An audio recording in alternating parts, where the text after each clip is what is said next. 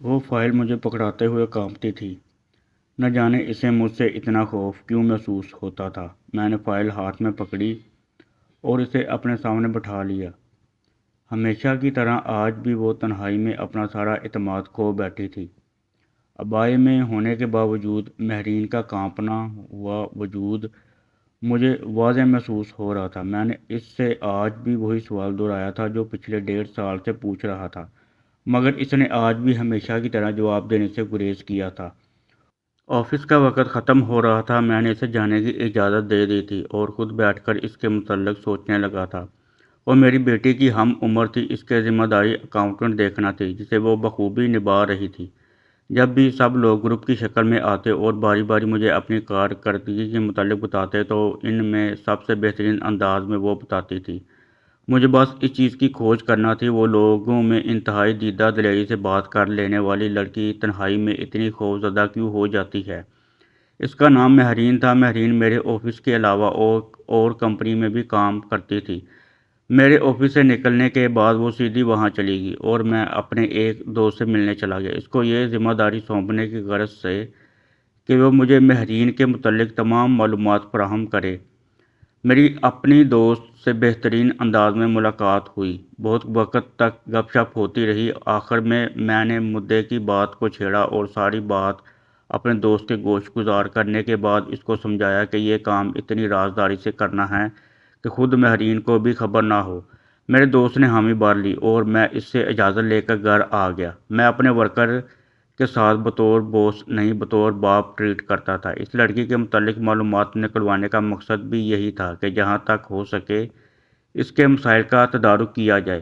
ٹھیک 24 دن بعد مجھے میرے دوست کی کال موصول ہوئی۔ اس نے مجھے چائے پر بلایا۔ یقیناً وہ مہرین کے متعلق ساری معلومات لے چکا تھا۔ عمومی گپ شپ کے بعد بمقصد بات چیت شروع ہوئی اور میرے دوست نے بتایا کہ مہرین ایک پسماندہ گاؤں سے تعلق رکھتی ہے۔ بچپن میں یتیم ہوئی۔ اس کی ماں کے پاس کوئی ذریعہ معاش نہیں تھا، اس لیے وہ گاؤں کے چند اچھے گھروں میں کام کرنے لگی۔ جب مہرین خود اسکول جانے لگی تو وہ واپسی پر ماں کے پاس آ جاتی۔ اس کی ماں جن گھروں میں کام کرتی تھی اس میں سے جو بچے پڑھے لکھے تھے ان میں سے کہہ کر مہرین کو بھی پڑھا لیتی اور اکثر اوقات ان گھروں سے کچھ نہ کچھ بچا کچا کھانے کو بھی مل جاتا۔ یوں گزر بسر ہوتی رہی۔ جب مہرین کی تعلیم مڈل تک مکمل ہو گئی اور وہ 9ویں کلاس میں تھی، اپنی والدہ کے ہمراہ ایک گھر کے کام کر کے فارغ ہوئی اور بیٹھ کر پڑھنے لگی۔ اس کی والدہ چھوٹے موٹے کام نپٹانے لگی۔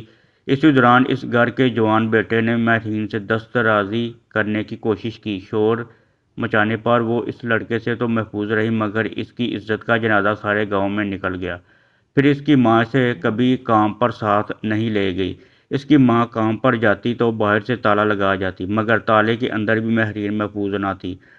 اس لڑکے نے دیوار پھلانگ کر مہرین کے آبرو کرنا چاہی مگر اہل محلہ کی مداخلت پر ناکام رہا۔ اب اس کی والدہ پھر مہرین کو ساتھ لے جانے لگی۔ اب گاؤں کے سب سے معزز اور نمازی پرہیزی شخص کے گھر بٹھاتی مگر وہاں بھی اسے ایسی ہراسانی کا سامنا کرنا پڑا، یہاں تک کہ مہرین والدہ کے ساتھ گاؤں چھوڑ کر شہر منتقل ہو گئی اور یہاں تعلیم اور رزق کے مواقع زیادہ تھے، اس لیے حالت بھی کچھ بہتر ہوگی۔ جب وہ لوگ شہر منتقل ہوئے تو اس پر ایک بات واضح ہوگی کہ انسان کہیں کا بھی ہو درندہ بنتے وقت دیر نہیں کرتا، کیونکہ یونیورسٹی میں کلاس فیلو لڑکوں کے علاوہ پروفیسر صاحبان تک نے ہوس مٹانے کے عوض کامیابی کی ضمانتیں دی۔ ایسے پارسا لوگوں کی تنہائی میں غلاظت دیکھ کر وہ اس قدر سہم گئی ہے کہ کسی مرد پر بھروسہ کرنے کے لیے تیار نہیں ہے۔ میرے دوست نے مجھے بہت ساری دیگر معلومات دی جن پر غور و فکر کے بعد میں نے مہرین کو اعتماد دینے کا فیصلہ کیا، مگر چاہ کر بھی ایسا نہ کر سکا۔